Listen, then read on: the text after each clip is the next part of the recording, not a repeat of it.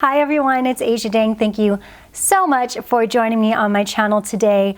I actually haven't done a travel video in a really long time. I think since last year. So today's the day. I mean, you know me, I'm on a budget, but outside of being on a budget, I am just really cheap. I don't like spending money on things that I don't have to spend money on. So for me, these are travel tips and tricks in order to travel for free. Basically. Honestly, I've seen a lot of travel budget videos or articles on Pinterest, and I feel like they're geared to probably a younger demographic because you ain't ever gonna find me in a hostel.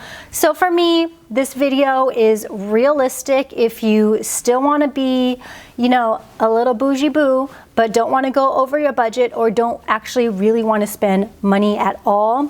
These are the things that I do.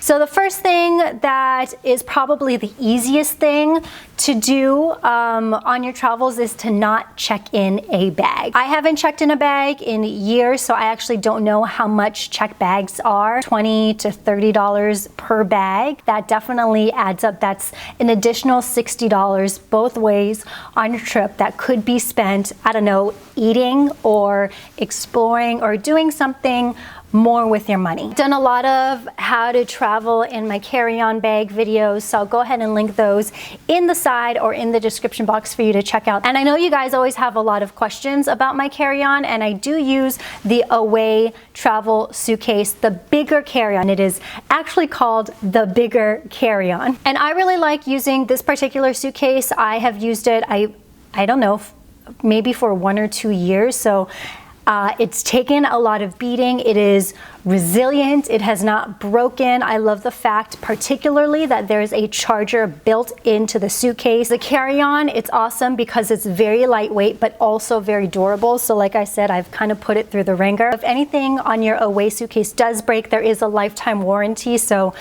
that's really nice. And the carry-on size, even the bigger carry-on size, is compliant with all US airlines. But like I said, I've traveled internationally a bunch and I've never had a problem. It always fit easily in the overhead compartment. There is a promo code, you're welcome. I know a lot of you have used it. Go to awaytravel.com/Asia20 and use the code Asia20 for $20 off. And I know it may be a big purchase. $245 is a lot of money, but with the $20 discount and depending on how much you travel, it is well worth the money because that thing is never gonna break and you never have to worry about it. So step 1, pack a durable and reliable carry-on. Do not spend any more money checking in your bags, please. Okay, now the second tip, and I'm just gonna go ahead and jump right into how I get my tickets, is to fly standby and to find someone you know who works for the airlines.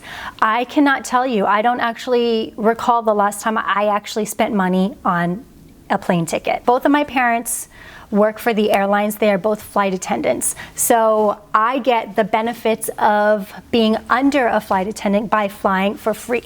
Granted, I do have to fly standby, but flying standby internationally is actually pretty easy. Flying domestically has been a little bit more tough, but it's still doable. And anyone can do that. I feel like being a flight attendant is becoming more and more popular these days because people just want to travel. So I'm sure you know someone who either works for the airlines, doesn't have to be a flight attendant, can be a pilot, can work at the front desk, can do any of those things as long as it's under an airline. Ask them if they can put you under one of their buddy passes. And while it does suck to fly standby, there have been moments where I was stuck in Italy for 2 days because the flights were full, there was a strike, and I kept getting bumped off flights.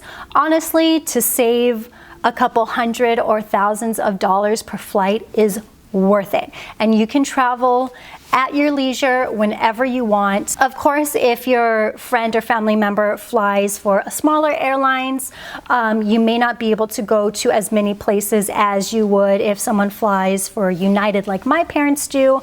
But, you know, free is free and cheap is cheap, and $35 first class for Shanghai is what I'm all about, people. I log on under my parents' login, see what the flight looks like, see which day I'm gonna go. You do have to be flexible, so I do have to mention that.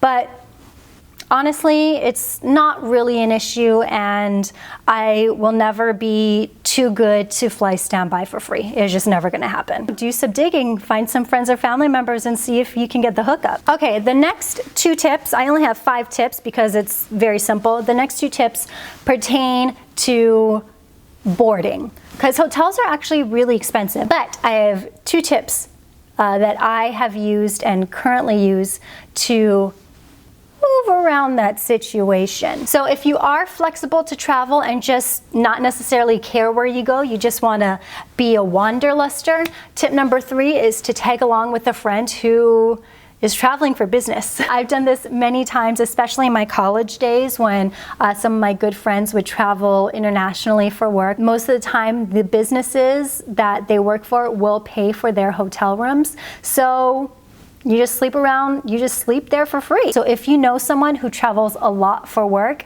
even flight attendants, of course they get free hotel rooms where they stay.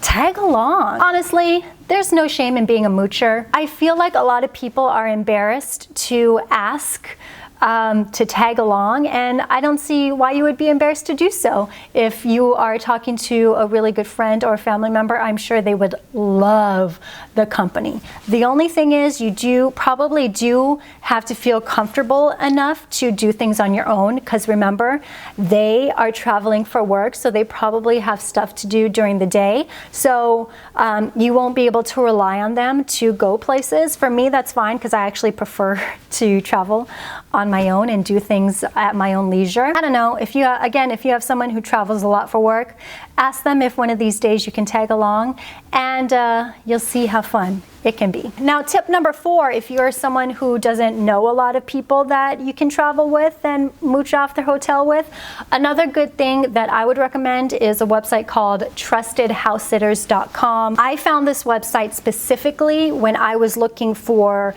house sitters for my dog, because Brian and I do travel a lot, and boarding, especially for 2 dogs, can be hella expensive. Essentially, it's animal sitting for a free place to stay. If you do apply to be a house sitter, I think you have to pay a fee just for like background checks and stuff, so it's safe. So the people who let you stay in their house know that it's safe and that you're not crazy. But honestly, like if you travel to LA and I am gonna be gone and need someone to house sit and dog sit, then it's kind of just like the perfect opportunity, because we live in a really great area and it's easy to go downtown to Santa Monica, to Little Tokyo, to Silver Lake from our location. All you have to do is watch your dogs. Websites like that, I think you guys should look into.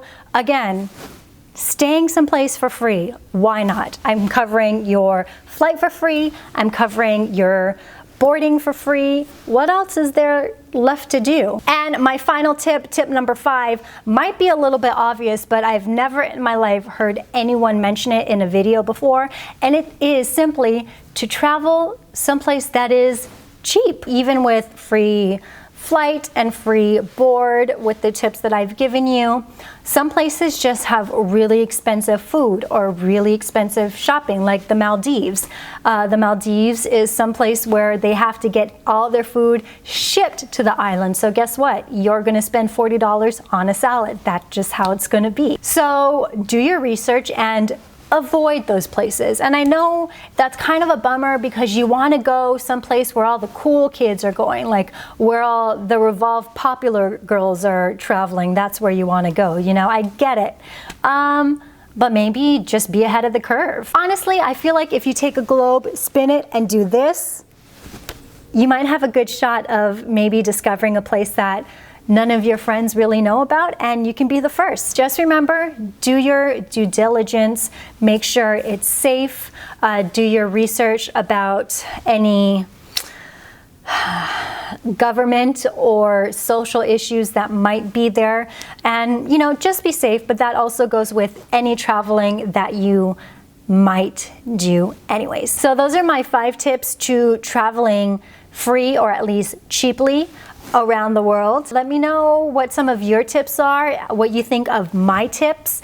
And honestly, I really hope that you find someone who flies with the airlines or works with the airlines, because that right there is going to be a life changer. I'm Yijia Dang. Thank you so much for watching this video. I will see you guys next time. Bye.